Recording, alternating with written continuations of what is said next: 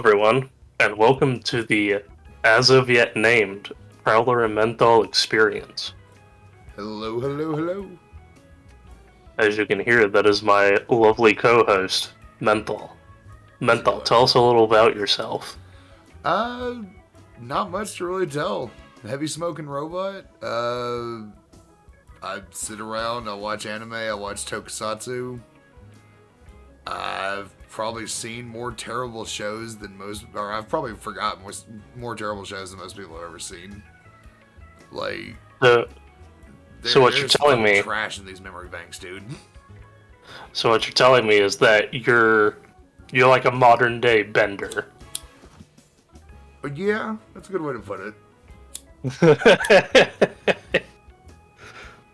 Well, that is my friend Menthol. He'll be joining me on all of these podcasts. And I am Prowler, just an individual who likes anime and video games and music. We will get more into detail as these episodes go on, but for now, just a little introduction. With this podcast, we kind of just want to just vibe. Yeah. Just make good content. Maybe talk Hopefully about cooking good content. or something like that occasionally, because, you know, we got interest in that. Maybe talk about fucking Godzilla music. Godzilla, Toku, music, video games. We will talk everything that our hearts desire until we run this dead horse into the ground and then beat it more. Turn it into a fine paste. And then we slurp up all that glue as the fucking Guilty Gear players we are. I ain't got no shit in my game. I play Potemkin. At least I do now. I don't play Potemkin in the old games. It's just too hard. Is it? They've made it substantially easier to play. I always assumed Potemkin was just spin, stick, and mash button to grab. No, they made everybody easier to play in Strive, but he was one of the ones that Yeah, of course. I played a bit of Rev 2 around the time where Rev 2 was getting popular, I guess. Mm-hmm. And that's kind of how I got into Guilty Gear. It was a fun game, but that was at the point where I was very much new to, like, what fighting games actually were. Yeah. And I was very, very not good. No, fighting games, like, I don't know, I've always kind of made the joke that it takes a particular kind of crazy person to work in food service, and you kind of have the same thing with fighting games, where it's like, you have to learn how to love losing. You have to get your ass kicked and go, well done, you son of a bitch, round 2, let's go. So what you're telling me is that within every masochist is a fighting game player. Yes. Every fighting game player is deep down a masochist at heart. We love that shit. If there's anything you need to know about us fighting game players, we love Dommy Mommies and we love getting slapped by Potemkin. You get hit with that big special and you're just like, you fucker, you frame trapped me. I can't believe this. I'm so mad right now. I'm gonna have a fucking heart attack. That was really impressive, dude. I can't believe you got away with it. Well done. Oh, I'm so mad. I don't know why you said frame trap and like we were talking about domination and I'm just like imagining like dirty talk in the bedroom.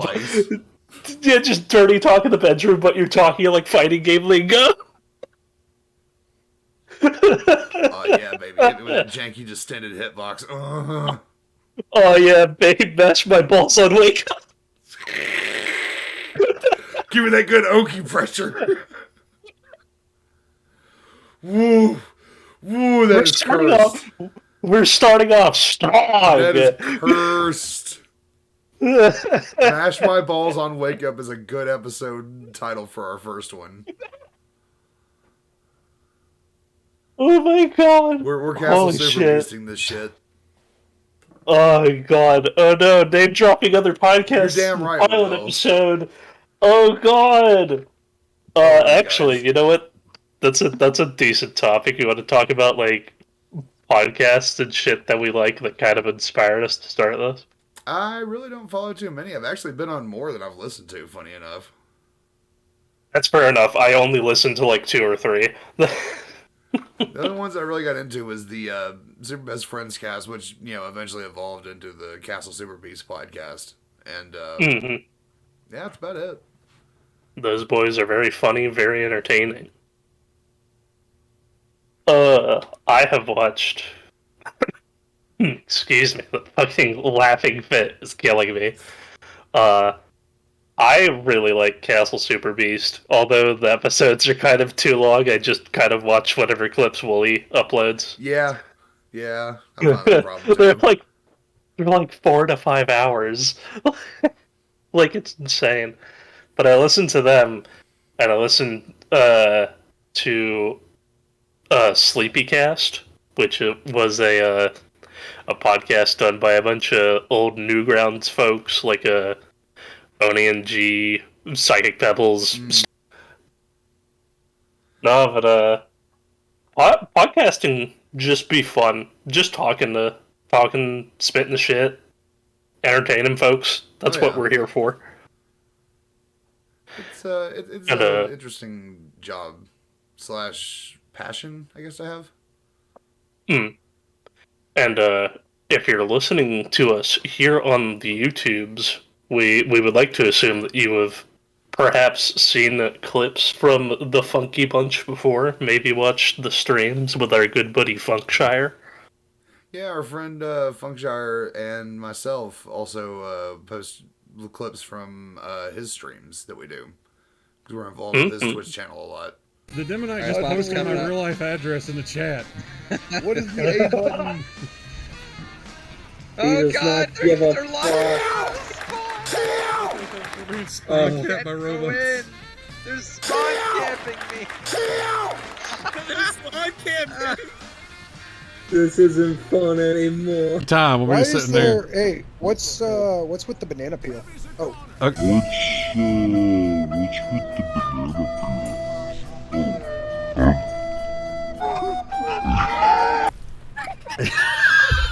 Yeah, you found out in a hard fucking way, didn't you, son? That, I look over here, what's up with the banana peel? And I just watch him go out. Hey, can you throw me another Capri Sun?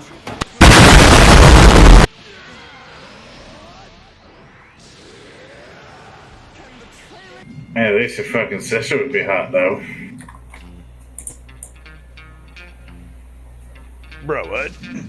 What? Ben Shapiro's sister, though. I love how What we about- all shut the what? fuck up for like 5 solid beats. I mean, so, like, that's a thing. If you can make the entire fucking like Funky Bunch crew just stop talking for a minute, that's an achievement. And then tag back you- in with what?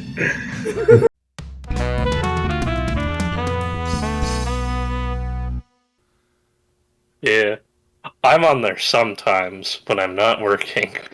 I'm on there pretty much every episode. Menthol just be chilling.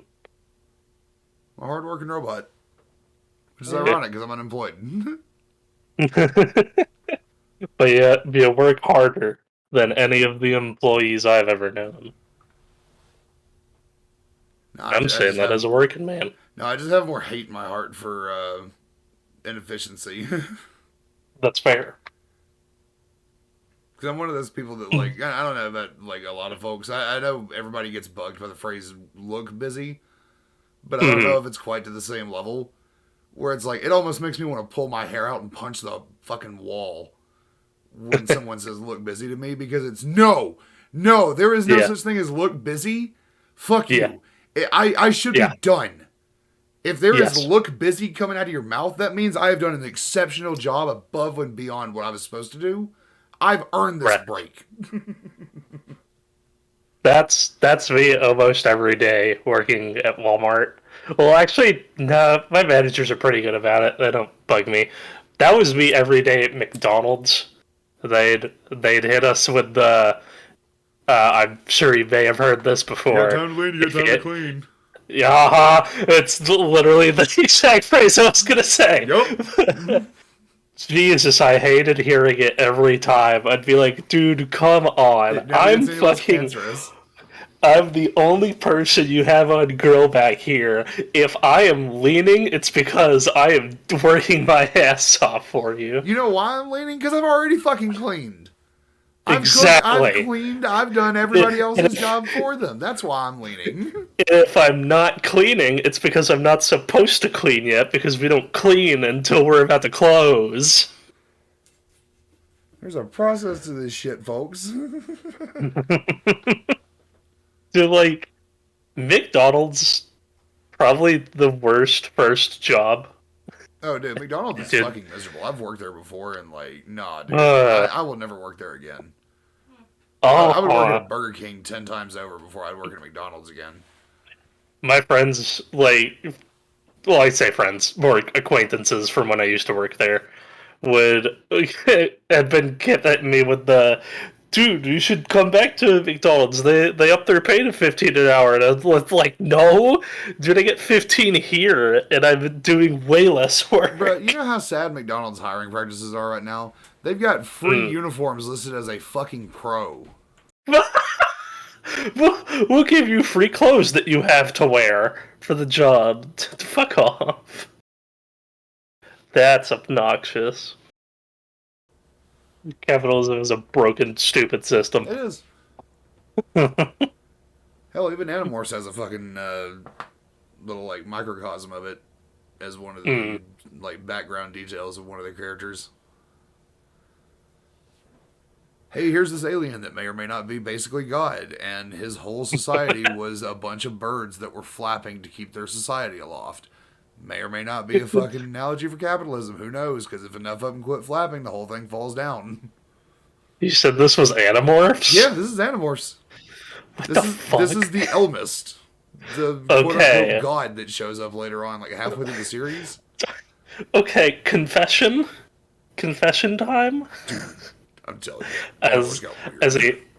As a child, putting my hands up, as a child, I saw the covers, never read a single book. Yeah, no, Animorphs got really weird. It went some places, dude. Maybe one of our episodes is gonna have to be Animorphs lore. Because, like, one of my favorite bits of the lore is, hey, we have these things that are just, like, basically super weapon aliens. These things are bred and built in a lab to be murder machines. They can swivel at the hip like an owl's neck to shoot you behind them. They can scream hard enough to, like, completely disable your nervous system so you just fall down, bleeding out of your ears.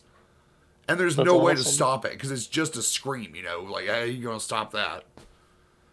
These things are tough as shit, fast as fuck. Like, they got all kinds of guns. They're naturally trained, like, from birth, to just be able to pick up a gun and use it. Fast as fuck, boy.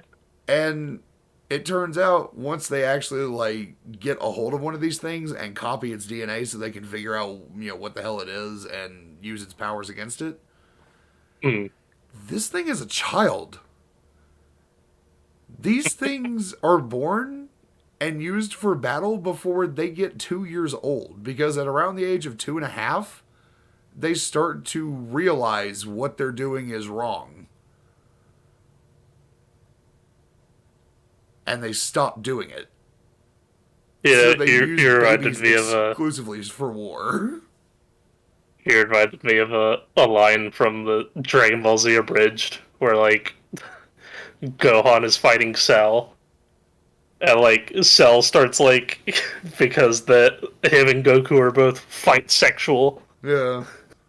Cell starts, like, hitting on Gohan, and they're like, what the fuck, dude, he's 12, and then Cell just goes, I'm 6! Yeah, exactly. It's like that level of weirdness. But just, hey, we figured out these things that have been just murder fucking us all this time, and have been just walking through like tigers and polar bears and shit the last 2 books. Yeah, these are a bunch of 2-year-olds with guns. Turns out they had no concept of what they were doing. They thought they was playing. He said toddlers with guns, and all I can think of is like just in my head, like fucking Matt McMuscle's voice just screaming, "Baby warriors!" Oh my god. Good old baby warriors. Much like the skeleton warriors, but they are babies. Oh my god.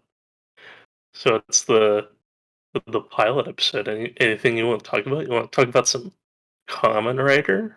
Talk about some Yakuza? Want to talk about some Godzilla?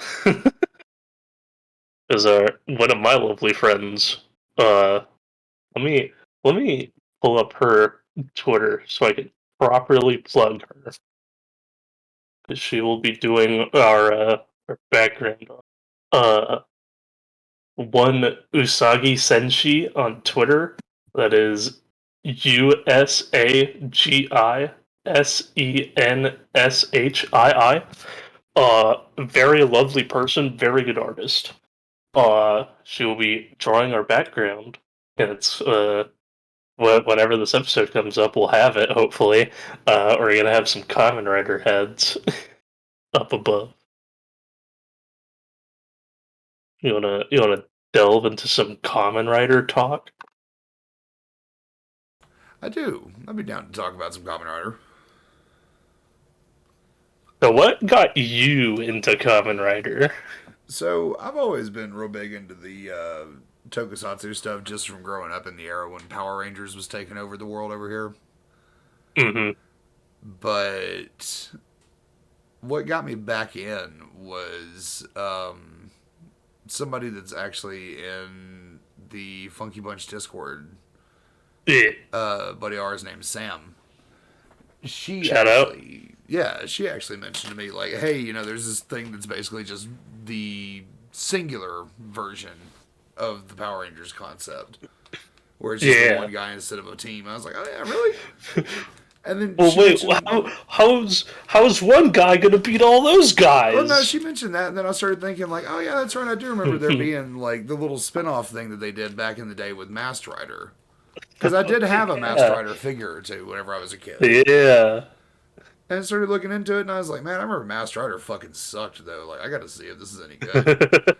And then I went back and reviewed it, and it turns out, no, the only thing that ruined Masked Rider was Furbus. Like, Furbus is absolutely the worst part of that show, but the actual show itself, not bad. I've never seen the American version. Oh, it's got problems. Maybe someday we'll get we'll do like a little watch along and then like fucking episode about like what did we see, Prowler? Yeah, it's got problems, dude. Like half of the series is dedicated to the dad has pet allergies and Furbus has fur. We can't let him see Furbus. Like that is legitimately half of the show's humor. Quote unquote humor. I love it. It's rough. But yeah, she had mentioned all that, and I was like, all right, cool. I'm gonna check some of the shows out. And then I dove in really hard, and I mean really hard. Like, dude, I finished O's in about 3 days. I was gonna say, which one did you start with? Was it O's? No, I started with shit. What did I start with? It wasn't Gaim and it wasn't Kabuto. I want to say it was Double. Is where I started. So it would have depended on like when you started, maybe. Well, no, I didn't go with like current year. I went back and found. I know, but like I guess more relevancy was what I was thinking, or just whatever looks cool. Well, yeah, I want to say that I jumped in on Devil is where I got started at. Man, I got 2 lighters here and they're both about out. What the fuck? I had also started on started back on that recently, but I had initially heard about it from an old buddy through Skype who was like, hey dude, did you ever watch Power Rangers as a kid? I was like, yeah, but I don't know. I feel like I've grown out of that by now. And he was like, no, but hold on. Hold on, though.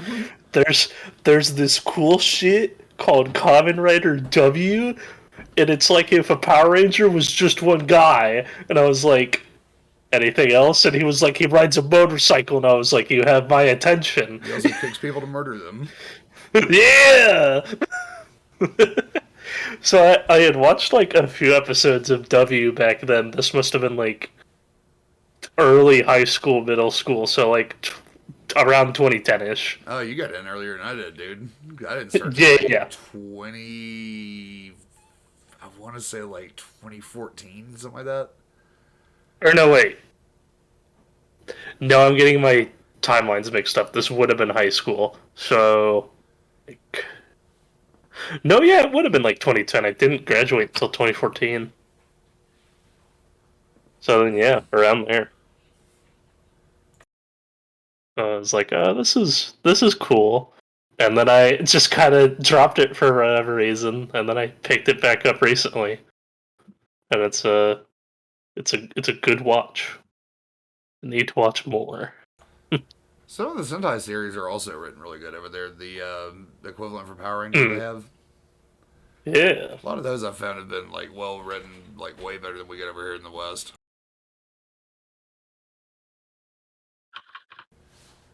Yeah, Kamen Rider's cool. I gotta find the time to watch more. Yeah, Kamen Rider's fun, like, especially the series that are kind of broke up where the episodes are done in pairs.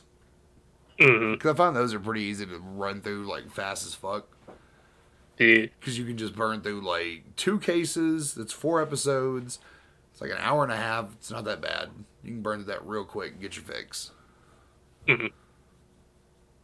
But as of recently, I've been too hooked on, like... I've gotten into this routine in the past few years where, like, now that I've realized that instead of just like in a broadcast sense, anime is like seasonal, and so I'll just pick like a show or 2 or 3 or more sometimes every season, and I'll watch through those. See, it's funny, the more I started getting into Kamen Rider, the more I've started getting, like, away from a lot of anime series that I used to watch, like, seasonally. I like anime too much. It's No, I still watch a lot of it. It's just, there's a lot of stuff that I used to watch, and, like, I see new seasons of it coming out, and I'm just like, I don't care. I need to... One of these days, I'm gonna get you to watch fucking Gridman and Dynazenon. Yeah, those are ones we'll get you on that. I tried to jump in on the first episode, and just, I didn't stick with it, so maybe I just need to get in further than the first step. Yeah, I will say Dynazenon is, like, better than Gridman. I like the characters a lot more, the action's a lot cooler, the villains are more interesting.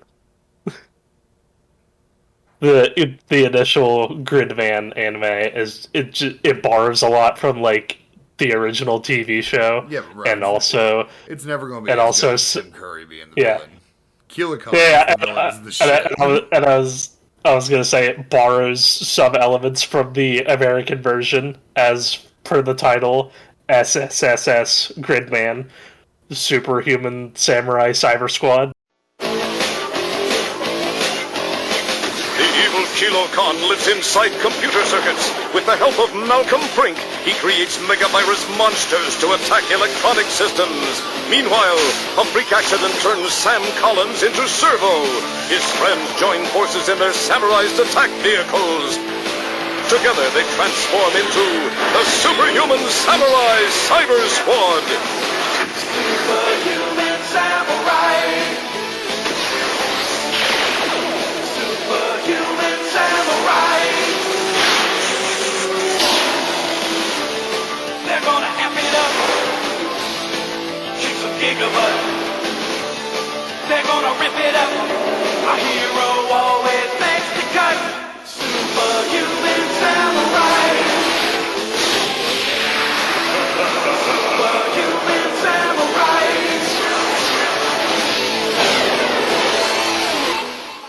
because see that's my age of Toku right there, where I specialize. Yes. The dumb '90s Toku, where everybody over here was just trying their damnedest to rip off Power Rangers fame. Dude, when I saw Gridman got revealed and like I put the like dots together about what the S's meant, I was like, wait a minute, I remember this show as a kid. I know what this is. Oh, dude, I still had one of the tapes. The Goose I That don't. Stole Christmas. I kind of want to get like they came up with Blu-rays recently, I think. But I've heard the subtitles aren't good, so I don't know. Yeah. No, man. Like, Even I heard Samurai it. Cyber Squad was weird, because like that even influenced a show that I've been watching recently, which is Ronin Warriors. Because Ronin Warriors was known as fucking Yoroiden samurai troopers in Japan. And as they bring it over as samurai troopers, they're like, wait, that's too close to Samurai Cyber Squad and VR troopers. What if they were warriors? What if they were Ronins? Nobody over here knows what a Ronin is. It sounds mysterious and foreign to them. It's like okay, so this is actually relevant because it was something I was exposed to yesterday. Let's date this episode a bit. What is the song originally called? Oh, they're just gonna talk about that dumb shit I was exposing you to the other day. No. It's this really popular Japanese song from the '60s. Plastic Love? I can't. No. Over here it was called Sukiyaki, but the original title is man, I can't pronounce that off the top of my head. I Look Up As I Walk. I will urge anyone that is listening to go take a listen to that because that's a good song, and I remembered it recently because I follow this channel called The First Take, and they will get like a popular musical artist to like just do songs in one take. And one of their recent ones was a collab between man, what is this band? Hinatozaka 46 and the Japanese Sesame Street, in which they did a cover of I Look Up As I Walk. And it was amazing. And I was like, wait a minute, I've heard this before. And I can't find the version that I heard, but it has been used in what's the Ghibli movie? I think it's Up on Poppy Hill. It is a very good song. That beats me because I'm not super familiar with Ghibli movies. Yeah. But yeah, no, that's a really good song.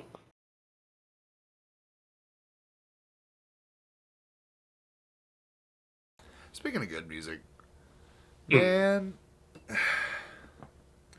I'm still super on the fence about Fully Cooley getting more seasons. So am I. It's like there's this part of me that's like, man, I love these characters, I love the setting, I love everything about Fully Cooley. Like, yes, give me more, but also, no, stop, you're beating this horse. Yep. Like, there's a fine line they have to walk to make it not feel cash grabby, I guess is the word. Mm-hmm. Like, there's a fine line to where it stops being art and where it starts to become just a product. Well, I think we're past that. Like, with the way Fully Cooley 2 was done. 3, I hear, was original enough to kind of break that. But 2 was definitely, like, riding coattails. I'm gonna be the odd man out here. I really like both of them. No, like I said, I've heard 3 was better. I haven't seen it yet, but I've heard it was better. 3's good. Three definitely captures a lot of the spirit of the original more. Two kind of like.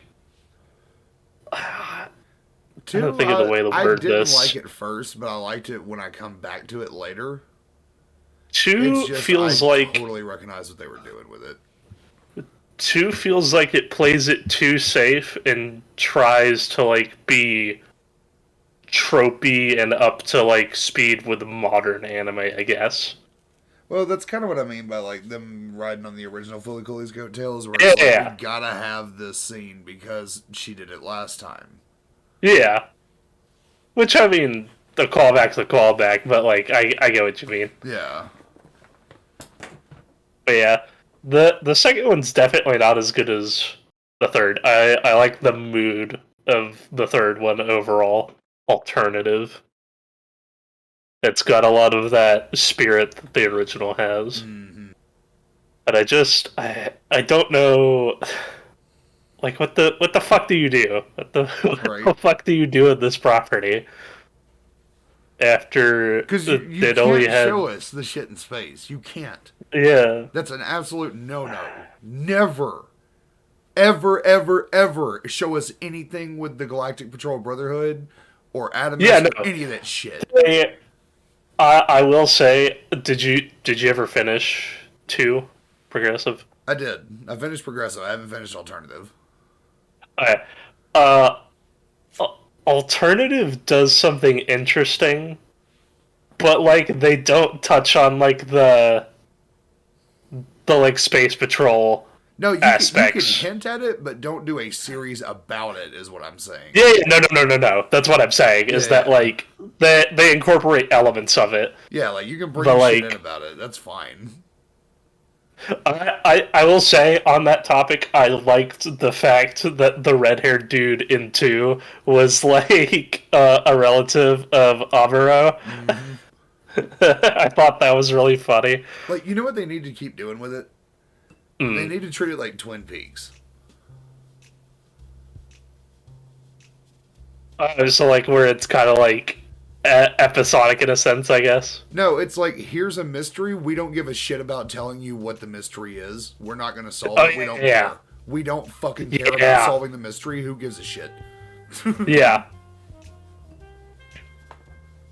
Like that, like, if they treat it like that, that's how I want the Space Police Brotherhood to be treated. Like, all the space shit in Fully Cooley doesn't matter. Mm-hmm.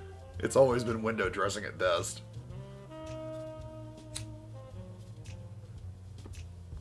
Yeah, I don't know. There's not a lot at this point that you could do with Fully Cooley as a property. See, that's kind of make it mean something. Yeah, like I don't want Haruko coming back and teaching every kid in Japan a fucking lesson. I don't need that series, you know. Yeah. I don't want her to basically be Varney, the big fucking guitar swinging purple dinosaur. She goes down and she's like, hey, here's your puberty, whack, whing. Like, I don't need that. Fully Cooley is one of those shows that just means so much to me. Same. That like any time in recent memory, if it's brought up in conversation, I'm just like, okay, either you do this right, or it's shit. Yeah, Fully Cooley, like, I'm in the same boat, dude. It was special enough to me because I caught it at just the right time in my life. Where it is a do or die situation. Either it's perfect or I don't want it. Yeah, no, because that came out, I want to say, I saw it at least around the time when I was like in 6th grade going into middle school. Yeah, it should hit about 2002 over here in the States. Yeah. So then, no, I would have been in the middle of elementary then. Still though, I don't know, it was relevant at the time. Because, yeah, their first broadcast over here on Toonami was in 2002, and, like, that's when I first caught it. Man, that shit hit. Like, it connected so hard.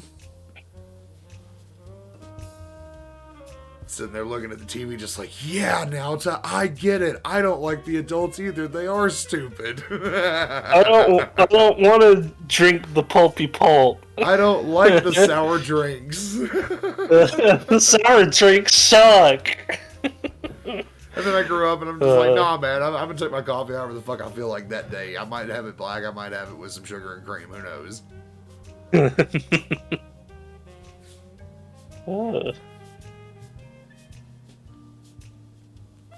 Man, and the music too. I think it was you who I was talking to about like the mood that the like soundtrack of the original Fooly Cooly is like summer. Yeah, it is the sounds of summer in my head. It's just, and I do not use this word lightly when I talk about shit that I like. It is perfect. I'd agree with that. It like the soundtrack to Fooly Cooly is immaculate. Because it wasn't made for that show. It wasn't like supposed to be a product. It was just a thing of its own creation, and then it was retrofitted into the product. Yeah. And that's sort of some of the spark that's missing from Fooly Cooly progressive and alternative, is because they were just using music that the Pillows just kind of... It was just shit they had playing in the office while they were animating the show. Well, yeah, it was just like stuff that they had already recorded throughout their career, and they were just like, this will work here. Yeah. But it's like, yeah, it's the Pillows, but it's like, I don't know, it's something... Let's be real, Fooly Cooly is a very, very high-tier glorified AMV. Correct.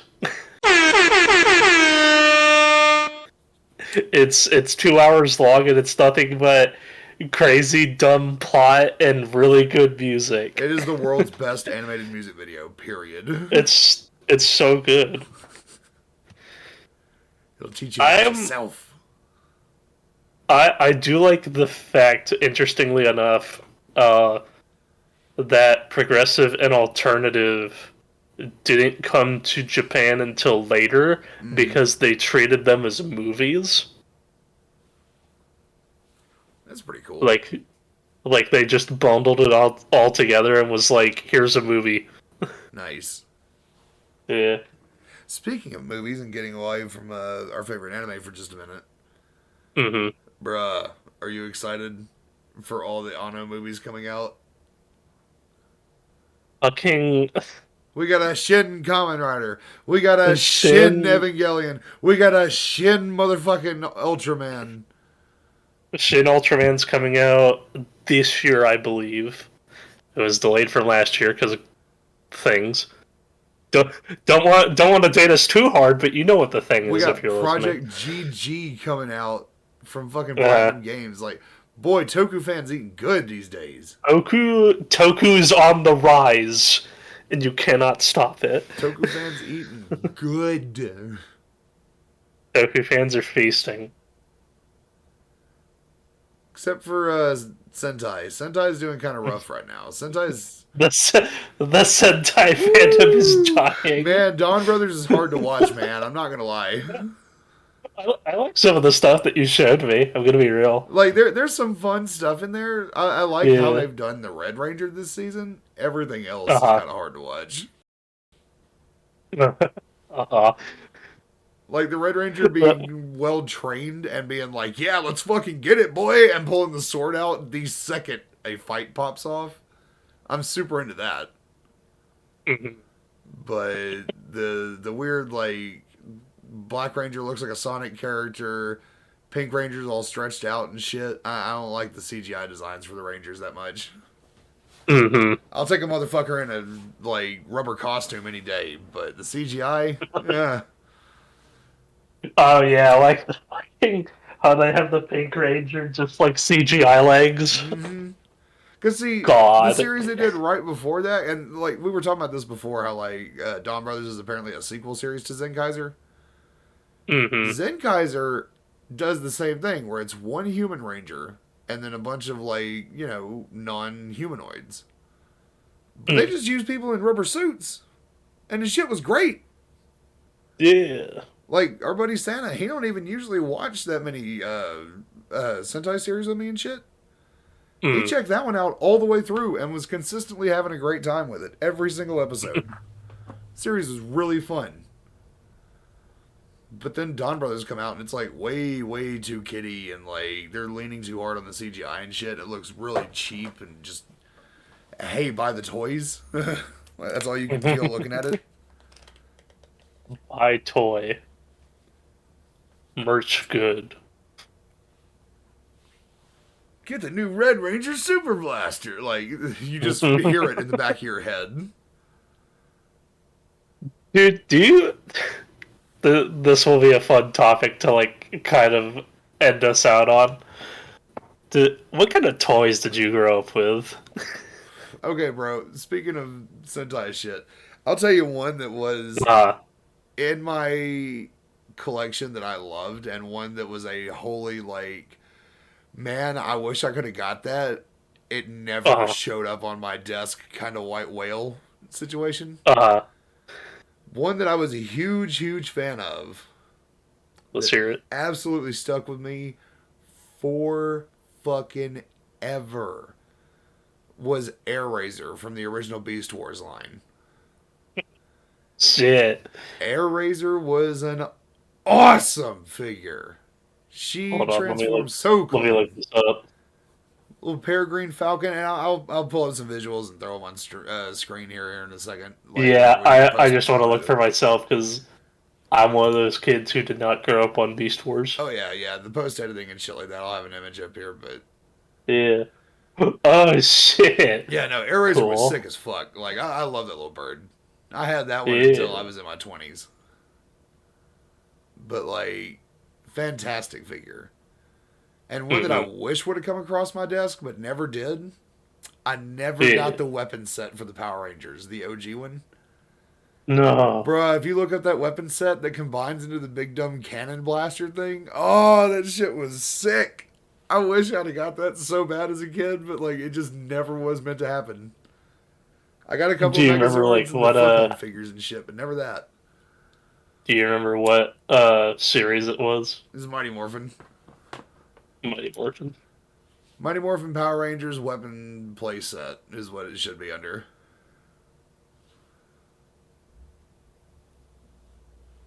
Yeah, I think I found it. Yeah, where it has a little stubby plastic swords and shit like that. Yeah. That's awesome. This is one of those ones where it was like, oh man, if I could get that, I know I could get some kids on the playground that would want to team up and combine weapons and shit. We could take out all the bad guys.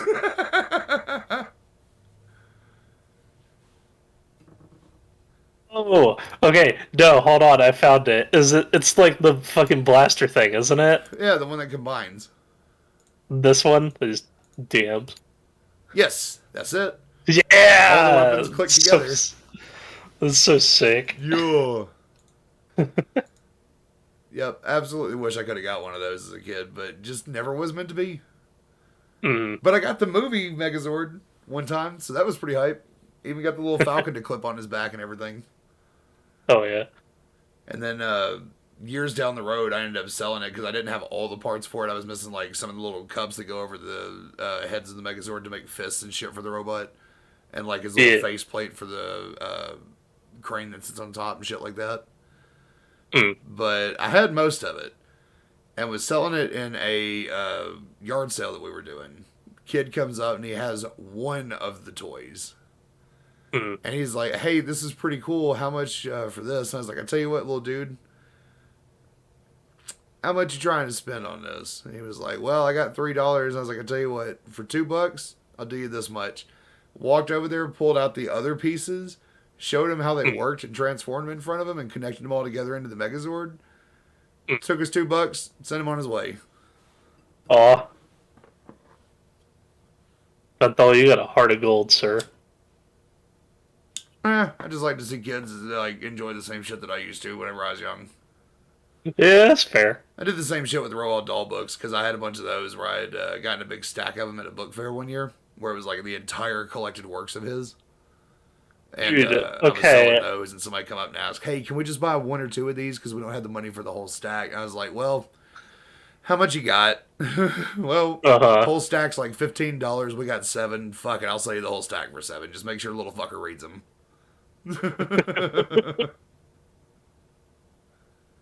So, when I was a kid, I was all over Transformers. Oh, yeah. That was like the only toys I would collect, besides like the occasional Gundam and Power Rangers. But I shit you not, I still have some of my old Transformer toys. They're like sitting under my bed. My joy, my pride and joy is the fucking massive ass Unicron. I'm a Unicron. He's a bit battered and bruised. He's got a few pieces missing, but I still have Unicron. Holy shit. He's fucking massive, and I love it. Yeah, dude, Unicron was always a big boy. Yeah, I mean, he's a fucking planet. But, another cool one, since you're a Beast Wars guy. I have fucking Galvatron, like the one that turns into a fucking dragon. He's so sick. Very nice. And then, I think most of the toys, because I was in the era where, like, what was it, Armada and Energon were airing, and so the mini-cons and shit. Those are what most of my toys are those ones. No, dude, I had a bunch of the mini-cons figures, because those were really fun. Like, I didn't fuck too much with the actual Transformers from that era, but the mini-cons were really dope. Because I remember they had the little, like, satellites that would hook up into the big gun. They had the jets that would turn into the Star Saber. No, there was a bunch of those little gimmicks like that were great. But yeah, I used to collect tons of Transformers and shit. Like, that was really it. But then, recently, because I realized that being a nerd is not cringe, and I should not hide my cringe... Now I have whole shelves full of bullshit. There you go. So where it's just like, you like Godzilla? I've got like 6 of them. Nah, man, there is no sense in like running from the cringe. That's something we should make as like a thesis statement for this podcast. You know what? Yeah, let us end this episode with one thing that you need to know: embrace your cringe, live the cringe. It makes you stronger. The cringe makes you unkillable. The second someone says, "Oh man, that is so embarrassing," why the fuck would you own up to that? Just look at them and be like, "Why the fuck wouldn't you?" What's the one line? Is What are you running from? Do not kill the cringe, kill the part of you that cringes. Exactly.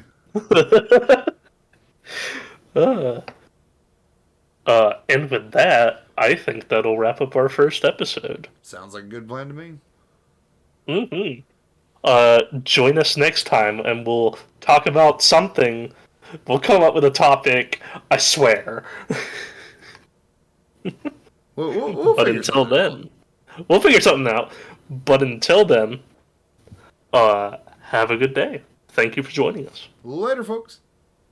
Peace.